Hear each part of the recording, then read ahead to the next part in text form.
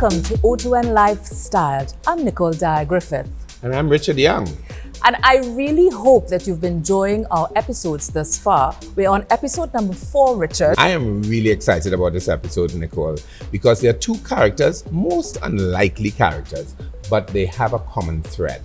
In these days, where many of us are so afraid to speak out, be it speaking out on social issues, political issues, any issue that really impacts the lives of other personalities, other persons, simply other human beings. Sometimes you may think twice about so doing, but these two personalities, they let it rip. So it's so interesting that we were able to capture them in their zones, in their comfort zones, outside of their comfort zones, to share with you. I hope you really enjoy this as much as we would have enjoyed doing it for you.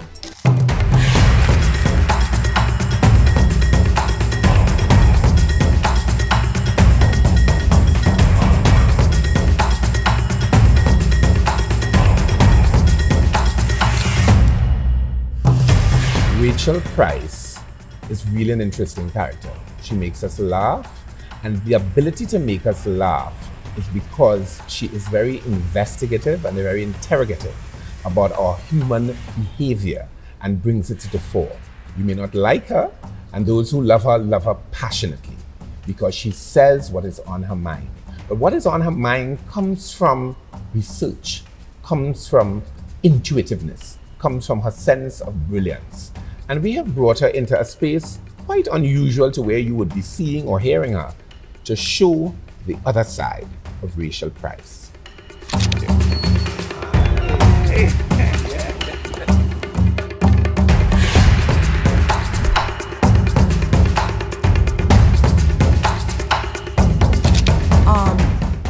I'm a very private person.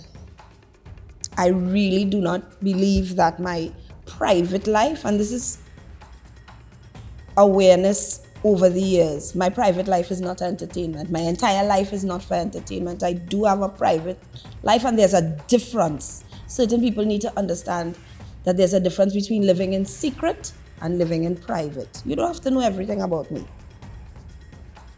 Most things in the public, I tell you, and I'm allowing you to see that side. But being a particular loud, boisterous Rachel Price, sometimes I wasn't really that loud, you know. It is a perception, a global perception, that Afro women or African women or Caribbean women now, because of how they perceive Jamaican women, because, you know, they think all Caribbean, anything from the Caribbean is Jamaica. Trini's now coming to the fore. We have this loud, aggressive way. So I have the look. I just played up to it. I believe in the divine feminine. I am. You could see me and tell I exude feminine energy. And that will always be interpreted as too strong. We are always too much. So when people are uncomfortable by Rachel Price, what about you has you uncomfortable or being around Rachel Price? I bring out a certain level of confusion in some people's minds, and what they don't understand, they fear. And out of that misunderstanding and fear, I would admit I play upon it. Because that way I've protected my private life by you and your perceptions. You think I'm loud, boisterous, violent, go ahead. But the side of me that adores peace, the side of me that adores a good book, a nice story, my love for storytelling, and now, first started with my love for listening to a good story. I love to hear people talk about themselves and their own lives, because in that way we share, and in that way we learn. Right? I got a wonderful piece of knowledge a few weeks ago from a man selling okra in the market. I went to Tunapuna market and he was telling me something, and he said, "Girl, pricey ain't?" I say, "Yes." "Here you're nice, you know." I said, "Thank you." He said, "Just remember, everything come to pass." Everything, we are here to turn stone. Stay nice. And I wonder why the man tell me, just like that, everything does pass, everything, we come to turn stone. And in that little moment, he was just relaying that life keeps going, keeps flowing. Maybe he was sensing, because I've had a few deaths in the last few months, and maybe he was sensing that, my sense of loss, because people pick up on energy. And that gave me a quiet sense of peace and release. We come to turn stone. That little simple phrase from a man selling okra. We come to turn stone. Nothing lasts forever. Okay. I regret nothing. I do not believe in regrets. I do not believe in life mistakes. I believe everything that I've ever done, every person I have ever met, every experience I've ever had, the experiences I've had, the experiences to come will be welcomed. In this, my truth, I believe that everything is as it should be. Everything is and was as it should have been. And that's the only way we go forward, or I go forward. When you sit down and you listen to people say things like, the devil make me do it, you are finding excuses for yourself and your actions. Own your actions. If I get up tomorrow morning and I pissed with my neighbor and I cuffed them in the face, Satan had nothing to do with that. I felt the need. I might say, well, okay, I was wrong, and apologize, and hopefully they don't put me in court. But when you claim your own actions and take responsibility for your own life, then you have control over yourself and your actions. You have control over your thoughts. You can't say that this one make me, then you're a puppet. Who make you do something? So why Satan make you do that? What? That to me, it's so weak that you feel the need to blame another entity for something you have done. At what point did a positive energy make you do something positive? Truly brilliant, isn't she? Absolutely, Richard. We have so much more to share with you when we come back.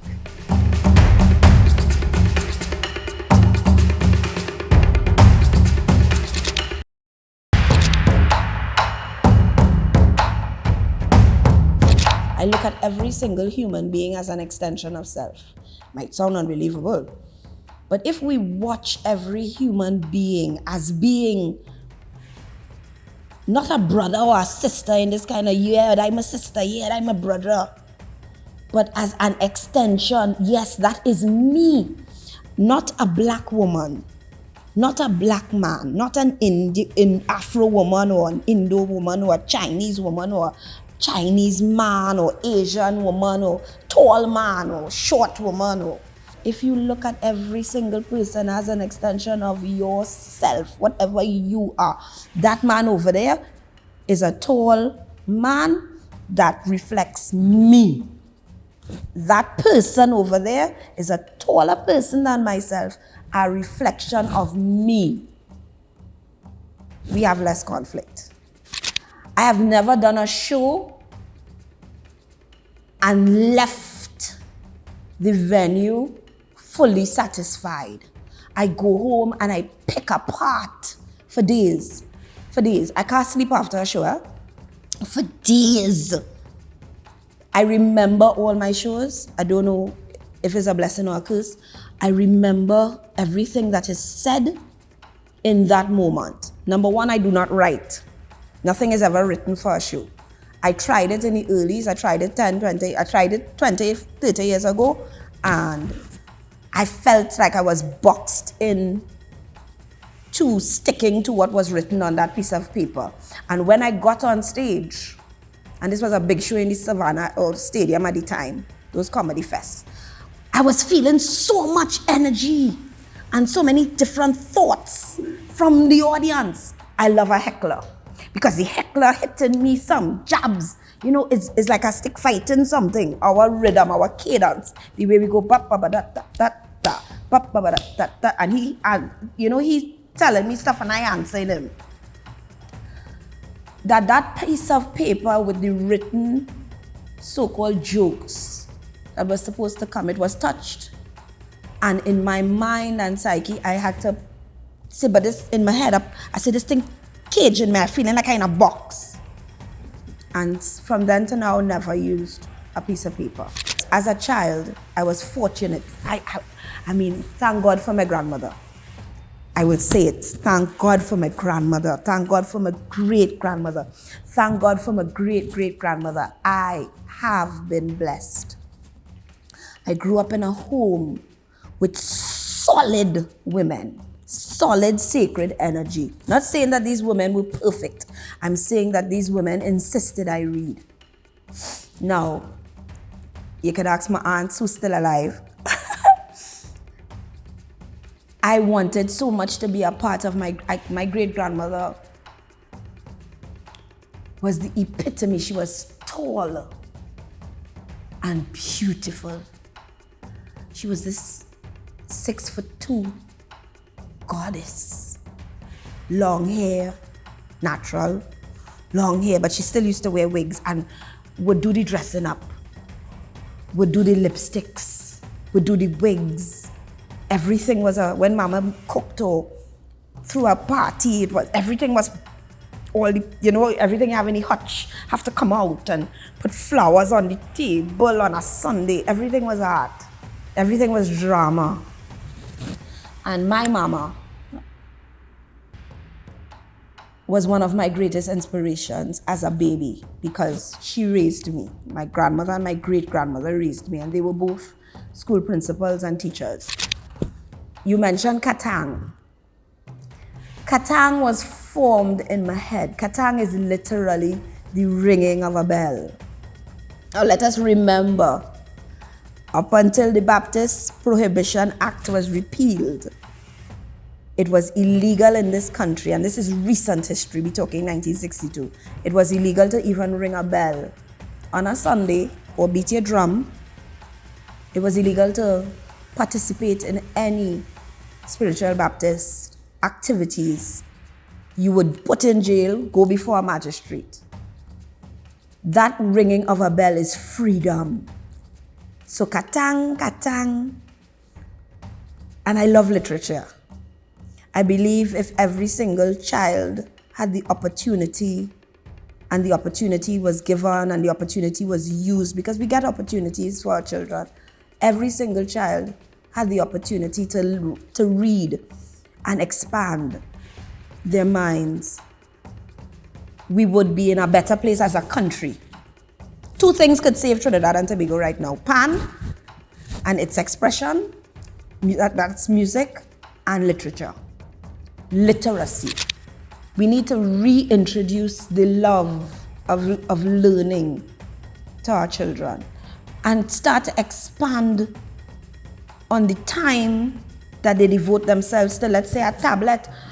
We killing our own children with technology. Long time when you give a child a tablet, it's sick. Now you want these children, you're making too much noise, sit down and be quiet. You are silencing the child's mind by just having them stare at a screen. To feel a book, well, this is for me, to feel the weft of a book in my hand and turn the page is magic. Our next guest is no stranger to television. You may have known him from his history as a captain. You may remember him as former Minister of National Security, former advisor, as advisor to numerous presidents and prime ministers, or perhaps as one of those persons who has always had something to say just about everything.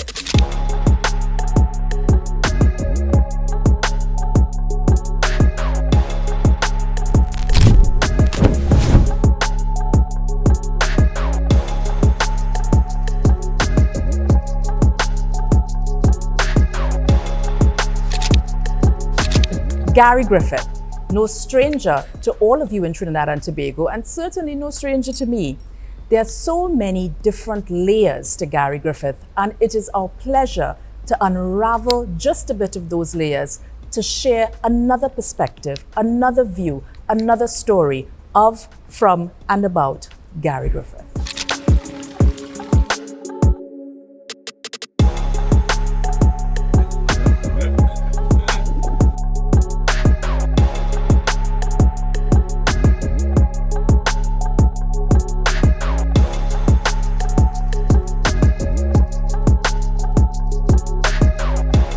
Well, being an only child, obviously I was very close to my parents. They divorced when I was just about 10. And I got the best of both worlds. It did not affect me. And I was able to acquire many of my character traits from both my parents, in a total contrast, by the way. My father, for example, he was known as, everyone knew my dad. He was the soulfish. He was the person who was running Woodbrook. He'll be a person everybody will want to be around. He will never see anything improper in anyone. He will be very calm, he'll be friendly. And it did a lot to my character watching how my father operated, how he developed.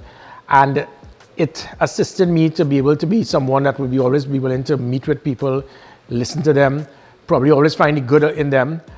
And then on the other side of the coin, my mother, she reminded me so much of Margaret Thatcher. She will always be there, making sure that no one can take advantage of her, making sure she will fight for what she believes in, and being always there, struggling and just trying to find her best to be successful.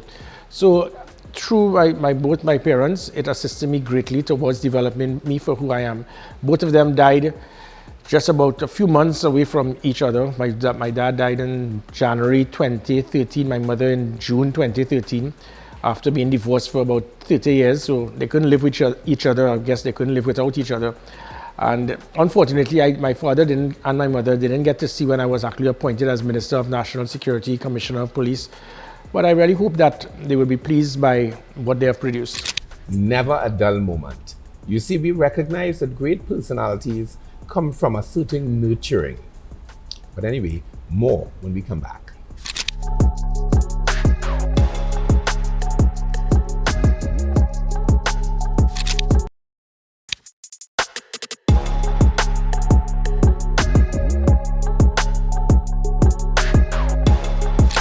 You know, one of my favorite actors is that guy who's known as Chandler in Friends. And I think what I do a lot, even though people know me based on the positions that I hold, being a Minister of National Security, being a Commissioner of Police, being a National Security Advisor, being a businessman, being someone who spent 17 years in the Defense Force, involved in the United Nations mission in Haiti, the youngest officer in the attempted coup. So they will always see someone in camouflage, carrying a firearm, being very tactical, being very strategic, being very serious. But that is just a very small part of Gary Griffith. Most people who are close to me, they know who I am, how I operate. And even when it is I operate in a manner that people will know me, behind closed doors, I have to do a lot to make sure people understand that they could be comfortable around me. If you only have an aggressive personality, behind closed doors as well as outside, persons are not going to actually tell you the truth. I do not like to have yes people around me. So sometimes it is very good to put people in a comfort zone. I try to be very humorous. I try my best to be humorous. My wife continues to say the only time that I am humorous is when I don't try. That is when it becomes natural. Anytime I try, it just falls flat. But I do naturally have a way of just trying to find something that can make people smile rather than to make people frustrated. Something unique about him that probably not everyone would know is that he is probably the funniest human in the world. He could make anyone laugh. So what frustrates me the most would have to be probably that he's a workaholic. So we could be down the islands on vacation. He would always try to fit in work somehow. So that would probably be a frustration at times. But I would also add that I think I got a lot of my work ethic from him. So there's pros and cons to it.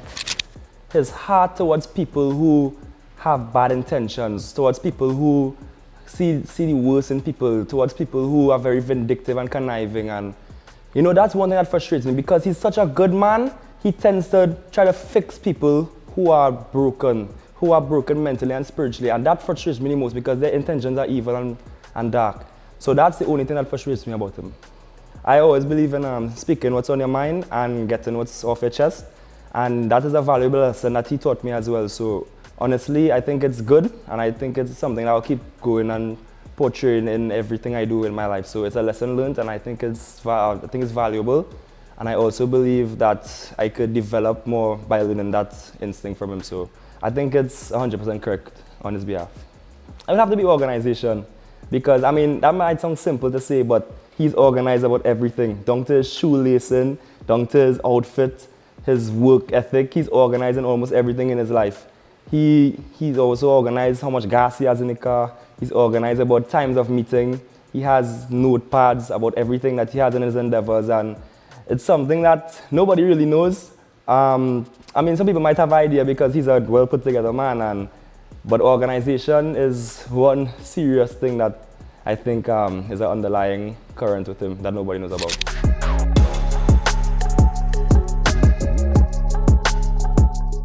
We do not understand the importance of sport that can develop a country.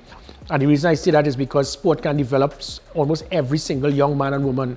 It has the character traits that could make you turn from just being a sportsman to being a successful person, where it is punctuality, teamwork, leadership, tactics, getting the job done, not giving up, and all of those things in sport. So that has always been my first love, not security. Thankfully, because being involved in being a soldier, there's a lot in the military that's involved in sport. Success in sport, as I said, it can transform a nation, but it can also transform each and every young man or woman. People believe diplomacy in politics means adhering to every single thing that the leader says. People believe when it is that you're in the military or you're a commissioner of police, you're supposed to toe the line and listen to what the person who may be senior says. That is totally incorrect. Being in the military, having served in the greatest military academy in the world, they showed you and explained to you there's something called an illegal command. So we're not accustomed to that. Politicians, all politicians, I mean, I've been in cabinet, and a prime minister will say, I think we should go left, and everybody will bang the table in support. And then she will say, I think we should go right instead, and they will bang. And she said, come to think of it, we should go center. That is not diplomacy. That obviously cannot help a country, it can't develop. Even when I was commissioner of police, I recalled that people claimed that I wasn't diplomatic and I should have toed the line when a prime minister said something. But he asked me to commit an unlawful command, which was to arrest persons within their homes. And the difference with us again and other countries, we love to copy these developed countries conveniently. But it's the same United States of America when I think about 23 odd police chiefs told the most powerful man on the planet that he needs to shut up because he would have been making statements that was during the COVID pandemic that was affecting the safety and security of citizens in different towns and cities around the United States. What makes us any different? Why do you feel that because somebody is a prime minister, because they're in command of something, you have to just bow and adhere to it? You don't, which is my style as well. As I said, I do not like yes people around me. I like people that can be willing to challenge me. You have to come really good because I'll have all my points and data to debate with you on it. But when you only have yes people around you, that is what will cause a cabinet to collapse. That will cause a sporting team to collapse. That will cause a business to collapse. Because whether you're a CEO, a general manager, the coach of a team, a prime minister, and anything that you say, because you're not perfect, you would make mistakes. So as much as persons would not appreciate what I do, my training has showed me that if persons say and do something that is illegal, unethical, I would stand firm. My three children, I thank God that I had the opportunity to see the three of them become adults. My final bucket wish list is to see the three of them reach their 50th birthday, and I would have achieved everything that I wanted to in life. As it is right now, they have done a lot, and I'm very proud of all three of them. What I wish is that when Nicole and I, we started looking at the importance of forming that bridge constituency, the National Transformation Alliance, we looked at one word, and that is that word believe.